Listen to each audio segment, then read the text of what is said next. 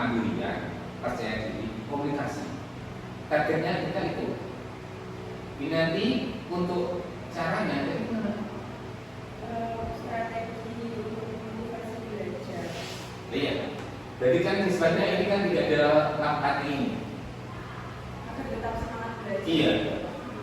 Sosial. Kalau bisa setiap kelas sesuai industri, kegiatan apapun itu sesuai industri diberikan. Selalu Diberikan sosial. Tapi tidak semaksimal anak yang reguler.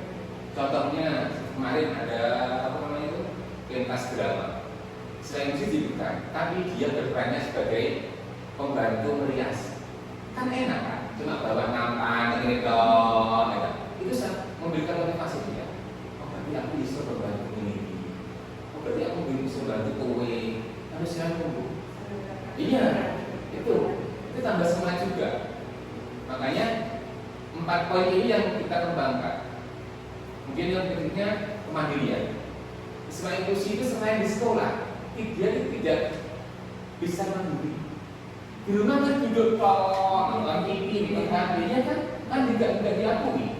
Tapi kalau di sekolah, mulai dari berangkat bukan saliman, jalan sendiri, nanti ke kamar mandi sendiri, beli jajan sendiri. Di rumah kan itu nggak pernah. Kebanyakan siswa inklusi itu kalau di rumah, kamu duduk di rumah klub, ini jajan, ini makan, ini HP. Wes ini kan dari mana mandirinya? Kadang-kadang kalau mau diajak ke kondangan atau makan, makan ayo WhatsApp iya kan? Mobil kembali duduk di sini aja, nggak berlari-lari, duduk di sini manis, ya. Tapi nggak bisa dia. Makanya kalau selain di sekolah, itu dia nggak punya mandiri. Hampir semua selain seperti itu. Makanya kalau kemandirian itu kan selain itu wajib ikut ke sekolah reguler. Yang itu standarnya siswa inklusi itu sih standarnya rendah. Paham ya? Kan ada yang rendah, sedang dan tinggi. Kalau yang tengah ini perbandingannya sekolahnya menerima apa enggak, seharusnya ada apa enggak. Ya kan? Kalau yang berat itu wajib ke SMP. Yang sedang. Kalau yang di sini itu hampir rendah semua. Alhamdulillah, kebagian rendah semua. Makanya enak. Kalau yang SMP 1 itu ada yang autis. Sampai para kepikirannya sampai Pak Zena harus gak mau mengatasi Bu, bukan sampai bikin berdui sampai mampu. Masa semester yang lalu aku Dino itu 3 kali lambi loro telu. Iya kan? Mendekati inklusi atau mendekati autis, tapi masih jadi ada emosinya labil. Wah, sudah sakit. Jadi di sekolah ini memang dia latih kemandirian. Dan disampaikan ke kelasnya juga sama. Kalau dia itu nggak minta harapan, sebentar. Itu memang itu. Sini kan juga ada anak normal, nggak apa-apa, kakinya kan bisa jalan pakai apa nih, tokat dulu, gitu. Jadi cuma sini kita tahu. Bah, di sini nggak ada kamar mandi gitu. Kamar mandinya juga jauh. Kamu di sini siap kamar aja, apa? Dan kalau makan sendiri bisa nggak? Bisa. Jadi kita sudah biasa. Jadi itu kan nggak pakai yang pakai air itu. Jadi jalannya gimana? Ininya nggak baca. Makanya kan sebelum di sini saya itu orang tua diutarakan. Karena kan aturannya sekolah itu wajib memberi sarana sesuai dengan siswa. Iya enggak? Kalau siswa setelah ini mulai menerima siswa yang maaf cacat juga menyiapkan jasanya untuk cacat. Minimal kamar mandi juga duduk, yang tempatnya juga gak ada naiknya. Ternyata dia sama orangnya setuju dan oke terkait cara seperti itu. Mandirian, itu dia percaya diri. Kalau siswa inklusi nanti kalau nggak digabungkan secara reguler, dia nggak pernah punya percaya diri. Dan setiap seminggu sekali, ini kan dipakai untuk pelatih percaya diri. Di sini ini saya kan ajak main-main anak seusia anak kecil, Mbak. Karena ini memang perkembangannya anak kecil, ya kan? Nah ya kecil. Oh biaran aja belum lengkap semua tahu. Iya. Jadi hampir anak inklusi itu kasar. Jadi motoriknya ini kadang-kadang kalau teman-teman gini, ngomong gini, capek Pak, karena ini enggak kuat. Karena dari mulai sejak lahir dia sudah mulai kekurangan. Dan di rumah sering dia nggak respon ininya. Nah, ini caranya melatih pikirnya sini. Kalau di kelas dia nggak setiap mapel itu mendapatkan respon terkait percaya dirinya. Tapi kalau di kelas ini seminggu sekali itu semua wajib menerima respon ataupun masukan penguatan terkait percaya dirinya. Contohnya di sini, semua anak kasih ini di sini ada kata anak lo ada yang mata ini lo nggak bisa, iya kan? Itu loh, gini toh harus ini tepuk tangan, semua di sini gitu tepuk tangan, bisa gitu tepuk tangan. Satu, dia merasa bisa. Nah ini tapi di kelas tidak semua mapel. Karena kan kalah sama yang reguler. Jadi makanya sumber belajar inklusi ini gunanya untuk kita memaksimalkan pengembangan yang kurangnya. Gini kan, tepuk tangan, itu aja. Begitu tadi siapa yang bisa menambahin, tambahin. Anak kok gini kan mesti begini deh. Kadang jeblok ininya jatuh, jeblok ini jatuh. Ini aja sampai 3 tahap itu aja sudah. Setiap melaksanakan tugas bisa dikasih apresiasi. Jadi ya, buang angka. Mas kamu mau minta angka berapa? Angka 9 Pak, coba ke 9. Belum bisa Pak. Siapa yang bisa? Siapa? Nah, maju. Ini 9 tuh. Nah, itu juga persedianya. Jadi ini itu fungsinya sudah belajar di sini. Itu terkait persedi. Komunikasi juga sama di sini. Kita kalau absen kan di kelas dipanggil. Adi, masuk Bu, ada masuk Bu. Di sini kalau absensi dia maju ke depan begini. Nama saya Adam. Tadi pagi saya sarapan nasi goreng. Itu rumah saya ini. Setiap absen di sini. Ada yang bertanya, Mas, kenapa kamu tadi sudah punya nasi goreng? Nah ini dia jawab. Tapi ibu masa nasi goreng plot nih. Nah itu kan kamu satu itu. Jadi kalau di sini absennya nggak dipanggil. Dia ke depan melatih komunikasi, percaya diri, itu aja. Habis absen di sini berdiri bilang gitu, selesai, tepuk tangan.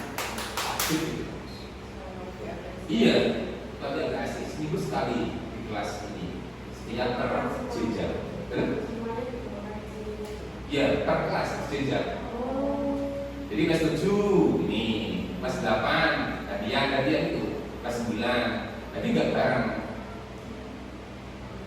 Tuh, kalau bareng-bareng juga nggak mau. Saya aja nggak mau punya. Standarnya kan kalau di DKI kita 4 siswa per 1 didik. Ya anak 13 lebih mampu saya. Di DKI itu kalau ngajar di sini harus bisa menghabiskan semua. Biasanya ini minta tipis, ininya lari-lari ini, siapa yang udah bikin kan nggak bisa maksimal. Makanya saya buat per kelas. Jadi yang itu. Yang penting saya bisa menghandle.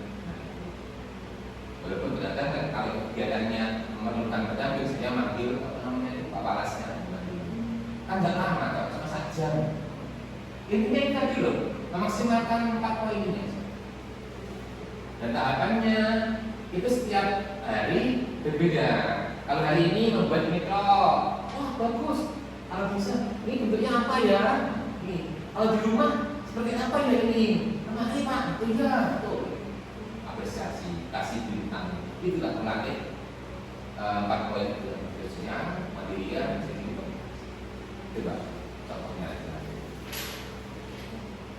Ada yang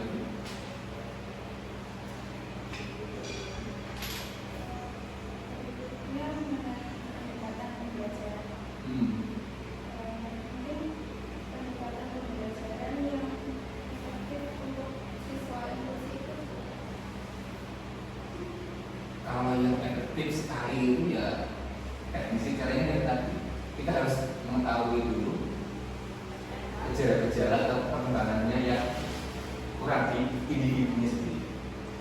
Makanya itu kita ada identifikasi awal dan assessment awal wajib itu. Tanpa itu kita nggak tahu. Ada yang bilang loh Pak, anak itu lebih sama itu orang. Itu kalau mungkin yang nyawang itu profesor itu tahu. Ini kalau kita levelnya masih di bawahnya, kan dia perlu apa bukti kan. Nah, jadi apa yang kita harus tahu dulu anak ini perkembangannya kurang apa. Itu yang penting. Tapi kalau nggak mengetahui itu dulu, saya kira nggak ada. Itu yang pertama. Yang kedua, kita nyusun programnya. Wah, anak ini berarti perkembangannya yang kurang itu pakai dirinya. Kasih materi yang sesuai dengan ukurannya. Itu. Jadi kalau ada kelas inklusi sendiri sangat penting karena untuk melaksanakan itu. Tapi kalau yang untuk reguler gabung sama yang reguler kelas gabung itu bisa tapi nggak maksimal, ya kan? Karena tidak setiap mapel dia berani angkat tangan, iya kan? Tapi kalau di sini semua masih angkat tangan. Semua masih bisa, itu makanya. Jadi anak kalau sini sopan, berapa? Nanti dapat berapa? Guys, nanti mau bintang berapa? 4 atau 5, 6, 7. Terus Pak semua boleh, tapi harus bisa dulu. Nah itu. Makanya anak itu kalau diajak main di sini sopan, karena kalau di sini membawa hasil. Makanya itu. Jadi caranya kalau kita pembelajarannya yang pertama itu mengetahui dulu kekurangannya dia. Yang berikutnya tadi karakternya dia karena kita kalau nggak mengetahui karakternya masing-masing untuk memberikan materi juga mungkin teknisnya caranya. Kalau materinya di kelas hampir sama sih dengan yang reguler, cuma tadi dibicarakan, dimodifikasi. AKM juga beda. Kalau yang sesuai reguler itu juga apa kalau kita tahu eksekusi karena supaya inklusi itu masing-masing level itu ada kelasnya. SD ada yang kelas inklusi, ya kan? SMP ada kelas inklusi, SMA ada kelas inklusi, supaya inklusi. Dan masing-masing perbedaan level ini, jenjang ini tidak ada patokannya. Paham artinya?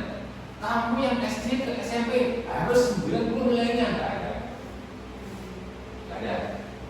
Karena yang dinilai dari inklusi itu bukan nilainya, tapi perkembangannya yang belum berkembang, mulai berkembang, itu bisa berkembang. Minimal yang SD itu main keluar kelas nggak mau, SMP sudah mau, ya kan? Makanya ada beberapa guru yang bilang, itu cuma untuk namanya reguler, mau jadi orang berkembang sama sekali, belum mau. Anak inklusi itu berkembang kok 1% itu sudah bagus banget, ya. Kita itu harus belajar dulu. Dan kalau anak inklusi itu kalau berkembang 1% kok kasih jempol semangat itu boleh. Senangnya nggak bilang. Sampai di rumah bilang, oh tadi aku dapat bintang. Akhirnya kasih itu bintang ini sombong merah. Dia bangga di senang itu. Ininya juga karena selama ini ditetapkan. Gitu kan. Jadi itulah apa itu namanya cara-caranya kita melakukan pembelajaran di sekolah inklusi bersama itu jadinya kan ketika di sebuah kata-kata itu kalau ada nggak bisa sama sekali itu dimotivasi tetap ya. Makanya kan masing-masing anak kan beda-beda caranya. Nah kalau mbak ini yang sudah pintar pakai kuat dan mbak ini kamu buat segitiga atau persegi panjang ya, yang ini belum bisa ya, masih play. Mbak ini apa? Ini tak. Ini kan bisa nggak? Bisa. Kita lakukan ini, bantu ini. Jadi setiap anak ini caranya beda. Yang ini belum tahu warna. Ini apa? Ini warnanya apa? Tahu? Kuning. Bisa kuning. Mbak, ini warnanya apa? Tahu? Biru. Oh biru apa? Hijau. Oh enggak, itu kok biru. Biru apa pink? Biru pak. Nah, mas? Biru. Nah satu. Bentuknya apa? Jadi kalau ini anak belum paham sama sekali, harus kita arahkan dulu. Kalau yang ini